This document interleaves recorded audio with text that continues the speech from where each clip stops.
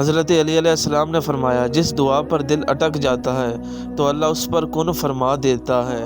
हज़रत अली फरमाते हैं, मुस्कुराहट रूह के दरवाज़े खोल देती है, खामोशी गुस्से का बेहतरीन इलाज है, शर्म की कशिश हुस्न से ज़्यादा है, नामुकम्मल इल्म फ़साद पैदा करता है।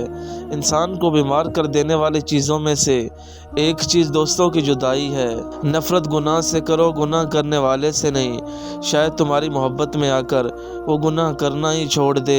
हज़रत अली फरमाते हैं, कोई तुमसे रूठ जाए और वही तुमसे मिलने को तरसे तो उसे कभी मत खोना, क्योंकि वो तुमसे बहुत ज़्यादा प्यार करता है। किसी को चाहो तो दिल से चाहो, किसी को चाहो तो दिल से चाहो, ज़बान से नहीं।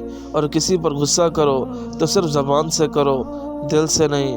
जब तुमने किसी से मोहब्बत की है तो उसे ज़रा बराबर भी मोहब्बत मत मांगो। नमाज पढ़ते वक्त हमेशा तुम्हें बुरे ख्याल आते हैं तो समझ जाना कि इस बात की तरफ इशारा है कि तुम्हारे दिल में ईमान मौजूद है।